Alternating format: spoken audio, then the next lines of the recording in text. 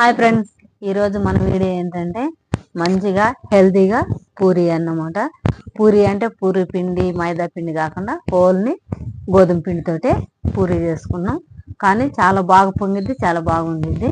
ఇక్కడ నేనైతే పిండి కలుపుకోవటానికి ఒక గిన్నె తీసుకొని 1 కప్పు గోధుమ పిండి తీసుకున్నా, 1 టీ స్పూన్ ఉప్పు వేసుకున్నాను, ఒక 2 టీ స్పూన్లు మన ఉప్మా రవ్వ వేసుకున్నా. అదే సూజీ రవ్వ అంటారు కదా, ఉప్మా రవ్వ అంటారు, అది ఒక 2 టీ స్పూన్లు వేసుకున్నాను.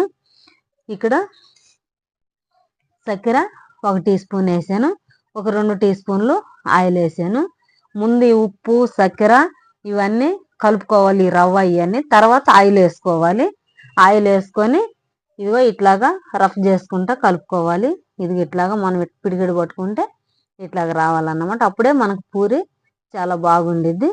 ఇప్పుడు మనకు అట్లా వచ్చింది కదా, మనం ఇప్పుడు వాటర్ కొన్ని కొన్ని పోసుకుంటా పిండిని ఈ విధంగా కలుపుకోవాలన్నమాట. అంటే అంత గట్టిగా కాకుండా అంత ఈ విధంగా ఉంటే సరిపోతుంది. మనకి ఇట్లా ఉంటుంది కదా, ఇట్లా కలుపుకొని ఇప్పుడు మనము మూత పెట్టేసుకొని పక్కన పెట్టేసుకోవాలి. అంటే ఇప్పుడు మనం దీంట్లో ఈ ఉప్మా రవ్వ వేసాం కదా, అది అనేది కొంచెం నానిద్ది అన్నమాట. నానితే మనకి బాగుండిద్ది.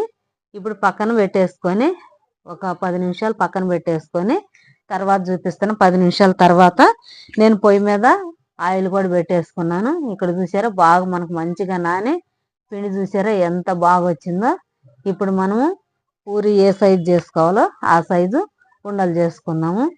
చిన్న సైజు అయితే చిన్న సైజు, లేదా కొంతమంది పెద్దగా చేస్తారు కదా, అట్లయినా సరే. ఇప్పుడు మనం నేనైతే చిన్నయే చేసుకుంటున్నా, పూరీలకి చిన్న చిన్న ఉండలు చేసుకుంటున్నాను. ఇక్కడ ముందుగా మన వీడియో ఎవరైనా చూస్తుంటే లైక్ చేయండి, షేర్ చేయండి, సబ్స్క్రైబ్ చేసుకోండి. మీరు ఈ వీడియోని లైక్ చేసినందువల్ల ఈ వీడియో ఇంకొకరికి వెళ్ళిపోయిద్ది.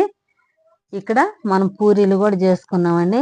ఇదిగో ఇట్లాగా, అంటే అంత మందంగా కాకుండా అంత పలసంగా కాకుండా ఇట్లా చేసుకోవాలి. పొయ్యి మీద ఆయిల్ కూడా వేడెక్కేసింది. ఇప్పుడు మనం చేసి పెట్టుకున్న పూరీల్ని ఆయిల్ వేసుకొని కాల్చుకుందాం. ఆయిల్ మాత్రం పూరీకి మాత్రం మంచి వేడి మీదే ఉండాలి, అప్పుడే మనకు పూరి పొంగిద్ది అన్నమాట. ఈ విధంగా పొంగిద్ది, పొంగితేనే బాగుంటుంది పూరి. మనకి ఆయిల్ కనుక కొంచెం చల్లగా ఉన్నదంటే పూరి వేసినప్పుడు పొంగదు. మనకి ఈ విధంగానే మనం చేసుకున్న పూరీలన్నీ ఇట్లా కాల్చుకోవాలండి. నేను రెండోది కూడా చూపిస్తున్నాను చూడండి. నేను కొన్నే చేశాను కాబట్టి చిన్న బాండీలోనే కాలుస్తున్నాను. ఎక్కువైతేనేమో పెద్ద బాండి పెట్టుకోవచ్చు, కానీ నేను కొన్నే చేశాను కాబట్టి చిన్న బాండి పెట్టి కాల్చేసాను. పూరీలన్నీ మనకి ఇక్కడ కాల్చుకోవటం అయిపోయిందండి. చూసారా ఎలా పొంగినాయో. గోధుమ పిండి అంటాం కానీ గోధుమ పిండితోటి పూరి బాగా పొంగిద్ది.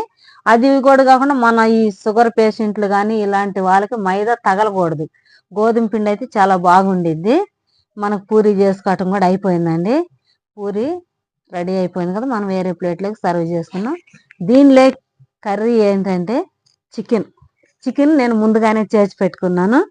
ఆ చికెన్ని ఇప్పుడు పూరీలు వేసుకున్నాం. పూరి చికెన్ కాంబినేషన్ మాత్రం సూపర్గా ఉండిద్దండి. ఈ విధంగా మీరు కూడా ట్రై చేయండి. Thank you.